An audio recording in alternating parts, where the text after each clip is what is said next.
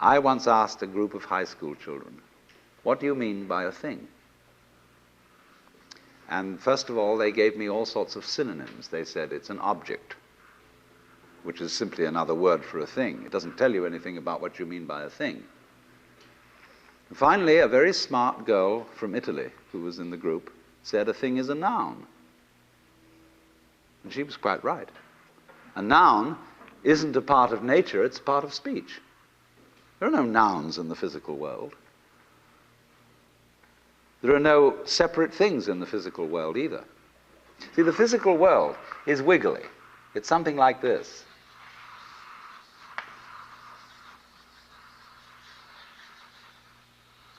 Maybe that's a cloud. But clouds, mountains, trees, people are all wiggly. And only when human beings get working at things, they build buildings in straight lines and try and make out that the world isn't really wiggly. But here are we sitting in this room all built on straight lines, but each one of us is as wiggly as all get out. Now then, when you want to get control of something that wiggles, it's pretty difficult, isn't it? You try and pick up a fish in your hands, and the fish is wiggly and it slips out. What do you do to get hold of a fish? You use a net. And so the net is the basic thing we have for getting hold of the wiggly world. And so if you want to get hold of this wiggle, you've got to put a net over it.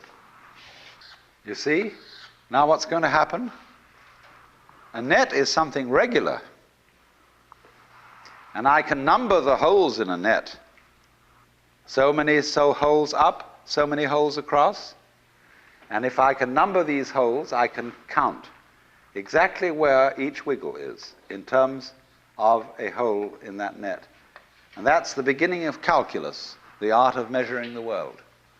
But in order to do that, I've got to break up the wiggle into bits. And I've got to call this a specific bit, and this the next bit of the wiggle, and this the next bit, and this the next bit of the wiggle. And so these bits are things or events. Bits of wiggles, which I mark out in order to talk about the wiggle, in order to measure it, and therefore in order to control it. But in nature, in fact, in the physical world, the wiggle isn't bitted. Like you don't get a cut-up fryer out of an egg. But you have to cut the chicken up in order to eat it. You bite it. But it doesn't come bitten. So the world doesn't come thinged. It doesn't come evented. You and I are all as much continuous with the physical universe as a wave is continuous with the ocean. The ocean waves, and the universe peoples. And as the wave, I wave at you and say, you! The world is waving at me with you. And saying, hi, I'm here. But our consciousness, the way we feel and sense our existence, being based on a myth that we are made, that we are parts, that we are things, our consciousness has been influenced so that each one of us does not feel that. We feel we have been hypnotized, literally hypnotized, by social convention into feeling and sensing that we exist only inside our skins. That we are not the original bang, but just something out on the end of it. And therefore we are scared stiff. Because my wave is going to disappear. And I'm going to die. And that would be awful. We've got a mythology going now, which, as Father Maskell put it, we're nothing but something that happens between the maternity ward and the crematorium. And that's it. And therefore everybody feels unhappy and miserable. You know, this is what people really believe today. You may go to church, you may say you believe in this, that, and the other, but you don't. Even Jehovah's Witnesses, who are the most fundamentalists, they're polite when they come round and knock at the door. But if you really believed in Christianity, you would be screaming in the streets. But nobody does. You would be taking full-page ads in the paper every day. You would have the most terrifying television programs. The churches would be going out of their minds if they really believe what they teach. But they don't. They think they ought to believe what they teach. They believe they should believe, but they don't believe it, because what we really believe is the fully automatic model. And that is our basic, plausible common sense. You are a fluke. You are a separate event. And you run from the maternity ward to the crematorium, and that's it, baby. That's it. Now, why does anybody think that way? There's no reason to, because it isn't even scientific. It's just a myth.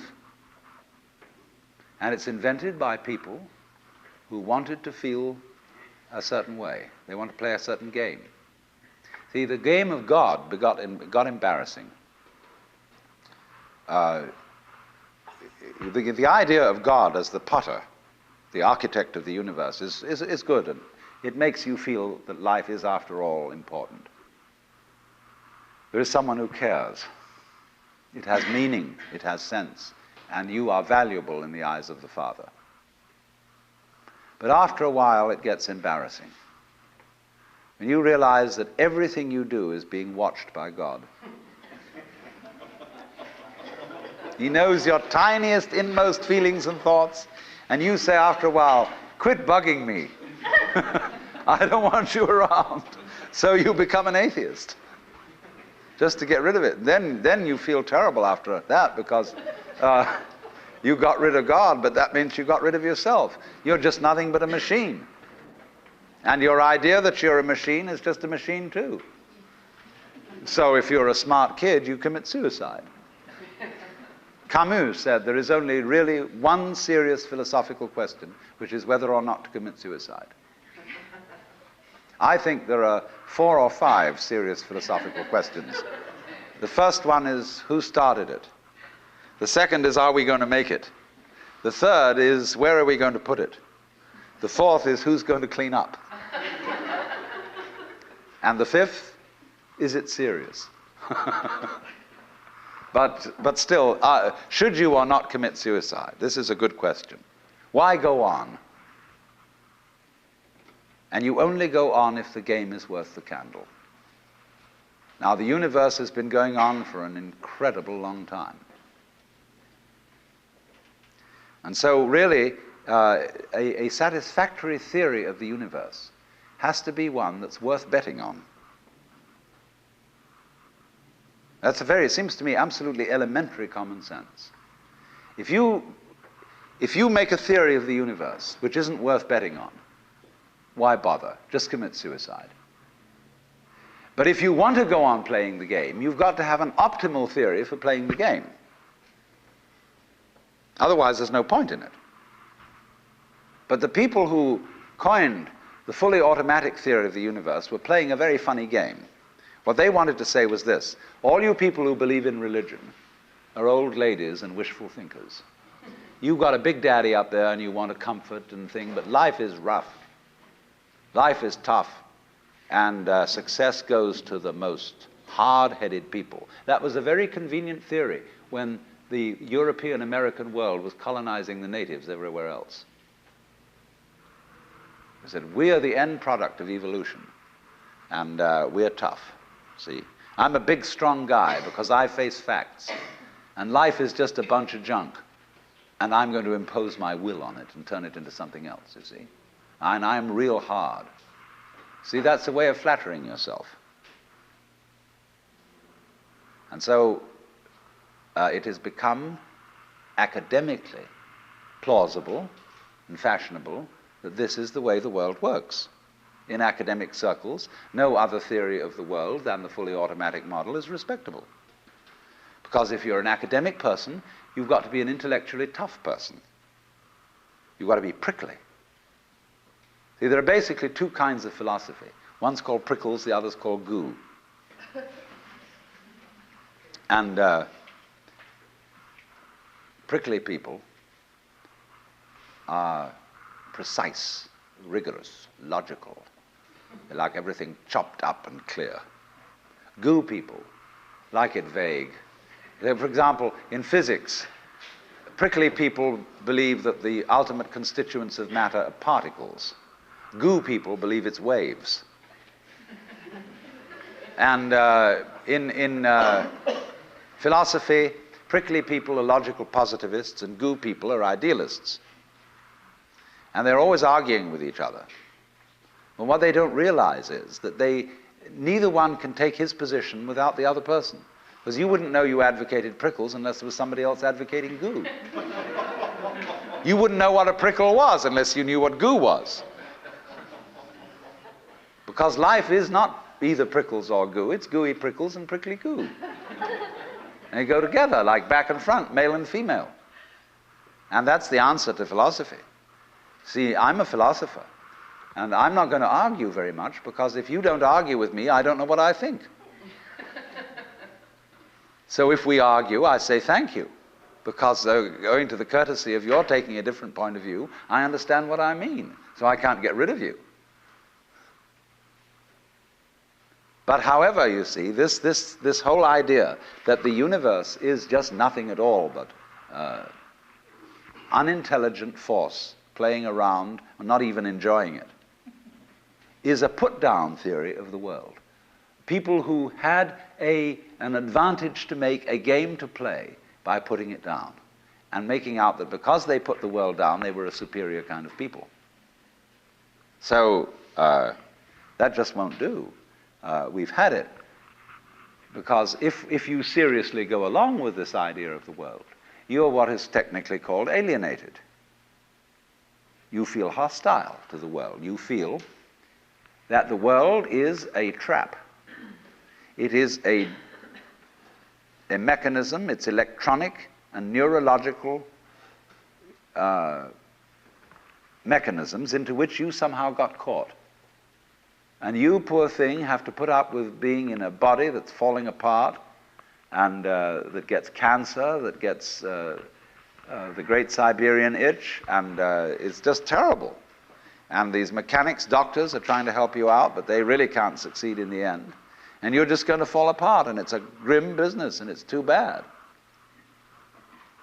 So if you think that that's the way things are, you may as well commit suicide right now.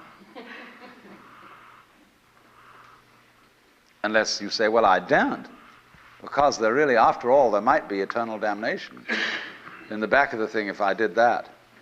Or then I identify with my children or something, and I think of them going on and without me and nobody to support them. But of course, if I do go on in this frame of mind and continue to support them, I shall merely teach them to be like I am. And they'll go on dragging it out to support their children, and they won't enjoy it, and they'll be afraid to commit suicide, and so will their children. They all learn the same lesson. So you see, all I'm trying to say is that the basic common sense about the nature of the world that is influencing most people in the United States today, the fully automatic model, is simply a myth. If you want to say that the idea of God the Father with his white beard on the golden throne is a myth, in the bad sense of the word myth, so is this other one. It's just as phony and has just as little to support it as being the true state of affairs. Why? And let's get this clear. If there is any such thing at all as intelligence and love and beauty, well, you found it in other people. In other words, it exists in us as human beings. And as I said, if it is there in us, it is symptomatic of the scheme of things. We are as symptomatic of the scheme of things as the apples are symptomatic of the apple tree or the rose of the rose bush. The earth is not a big rock infested with living organisms, any more than your skeleton is bones infested with cells. The earth is geological, yes, but this geological entity grows people. And our existence on the earth is a symptom of the solar system and its balances. as much as the solar system in turn is a symptom of our galaxy. And our galaxy in its turn is a symptom of the whole company of galaxies. Goodness only knows what that's in. But you see, when as a scientist you describe the behavior of a living organism, you try to say what a person does. It's the only way in which you can describe what a person is. Describe what they do. Then you find out that in making this description, you cannot confine yourself to what happens inside the skin. In other words, you can't talk about a person walking unless you start describing the floor. Because when I walk, I don't just dangle my legs in empty space. I move in relationship to a room. And so in order to describe what I'm doing when I'm walking, I have to describe the room. I have to describe the territory. So in describing my talking at the moment, I can't describe this just as a thing in itself because I'm talking to you. And so what I'm doing at the moment is not completely described unless your being here is described also.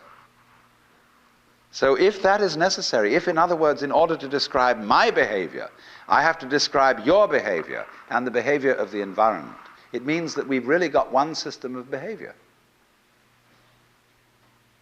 That what I am involves what you are. I don't know who I am unless I know who you are. And you don't know who you are unless you know who I am.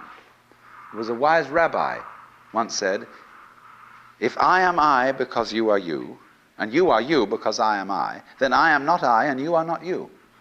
In other words, we're not separate. We define each other. We're all backs and fronts to each other. You know, you can't, for example, have two sticks. You lean two sticks against each other and they stand up because they support each other. Take one away and the other falls. Or you know, Ballantine beer trademark, also a symbol of the Holy Trinity, where there are three interlocked rings. If you pull one out, the other two separate. They interdepend. And so in exactly that way, we and our environment and all of us and each other are interdependent systems. We know who we are in terms of other people. We all lock together. And this is, again and again, the serious scientific description of how things happen. And to such an extent that any good scientist knows, therefore, that what you call the external world is as much you as your own body. Your skin doesn't separate you from the world, it's a bridge through which the external world flows into you, and you flow into it. But the problem is, you see, we haven't been taught to feel that way. The myths underlying our culture and underlying our common sense have not taught us to feel identical with the universe, but only parts of it, only in it, only confronting it, aliens. And we are, I think, quite urgently in need of coming to feel that we are the eternal universe, each one of us. Otherwise, we're going to go out of our heads. We're going to commit suicide, collectively, with courtesy of H-bombs. And, all right, supposing we do, well, that will be that, and there will be life making experiments on other galaxies. Maybe they'll find a better game.